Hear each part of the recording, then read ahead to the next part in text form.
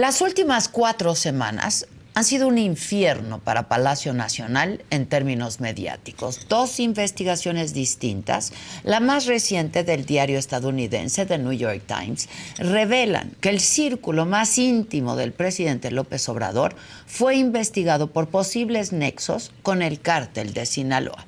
Sin embargo, y esto es muy importante subrayarlo, no se ha exhibido un solo documento o un video que lo compruebe. Pero López Obrador, en su intención de defenderse, ha cometido un error imperdonable a mi juicio. Expuso información personal de una reportera, sin considerar que este país es el más peligroso de la región para hacer periodismo.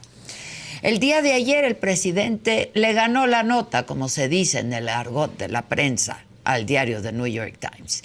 Y en su mañanera expuso las preguntas que la periodista Natalie Kitroff le hizo por una investigación que tenía en 3 frentes muy delicados.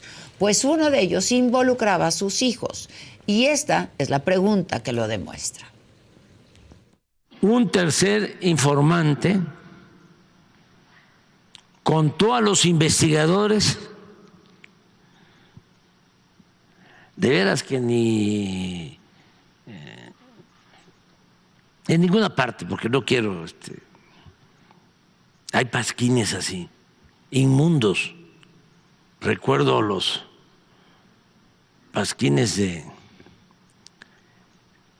El recurso del método de la novela de Carpentier, pero estaban mejor los que aparecían pegados en las puertas de las casas. 4, un tercer informante contó a los investigadores, no sé si del gobierno de Estados Unidos o a los del New York Times, hay que ver, ¿no? Porque deben de ser los mismos, que los carteles estaban en posesión de videos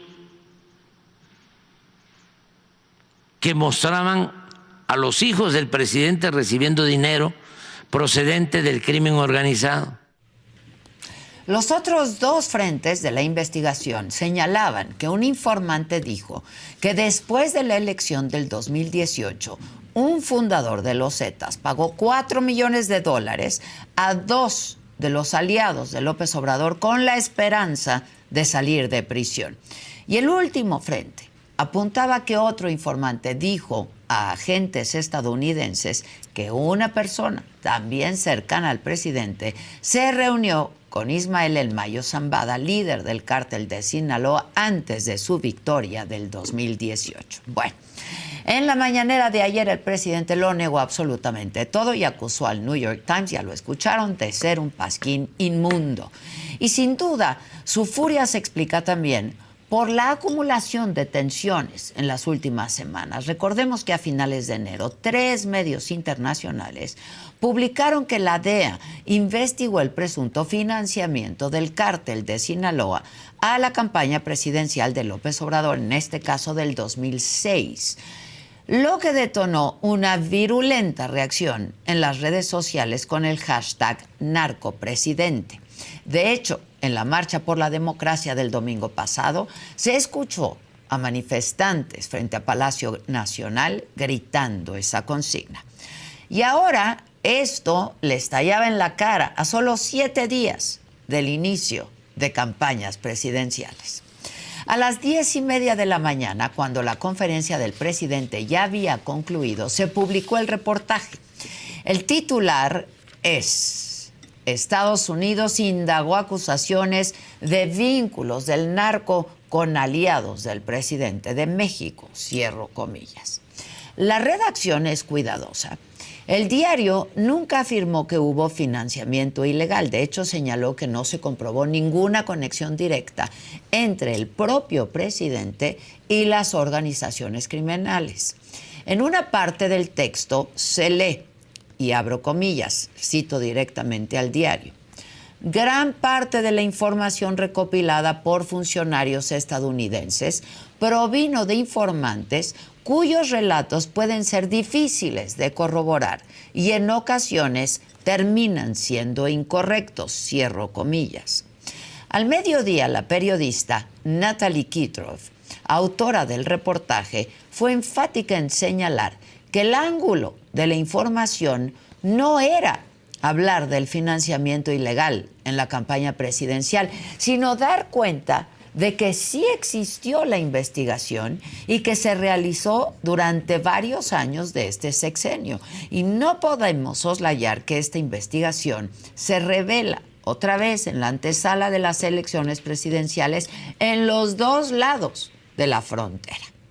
En un momento donde se ha demostrado que las agencias estadounidenses no son infalibles y que ellos dependen cada vez más de México en temas cruciales como el tráfico de fentanilo. Además, también es innegable que la publicación de un texto como este reavive el cuestionamiento de cómo se pagaron las campañas presidenciales en las que participó quien hoy es presidente, o las dudas sobre la forma en que López Obrador tuvo recursos durante tantísimos años cuando estaba en la oposición.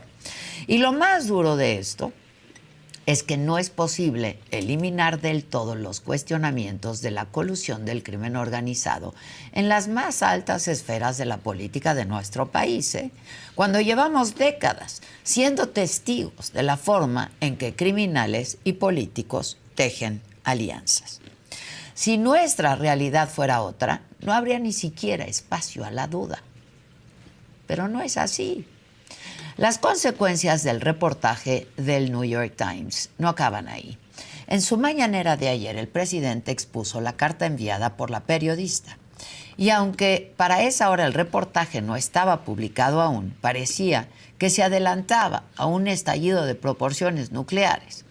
López Obrador calificó la carta de la periodista como un ultimátum, pues le pedían respuesta en un plazo determinado. Abro paréntesis, como hacemos todos los periodistas, para buscar la posición o las declaraciones de quien estamos investigando. Pero, en realidad, esto es muy normal. Un buen periodista busca la voz de todos los involucrados antes de publicar. Y dar un plazo de respuesta es usual, porque, como en otros trabajos, hay un horario límite de entrega.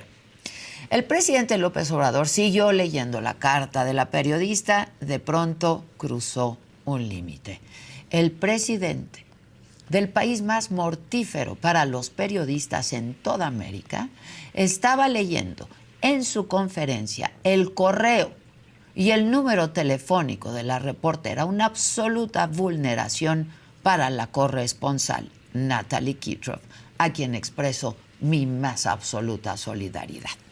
Porque lo que hizo el presidente puede sin duda poner en riesgo su trabajo y su seguridad, y es también un mensaje terrible para los colegas aquí en nuestro país, porque ha quedado claro que el presidente y su poder no saben de límites.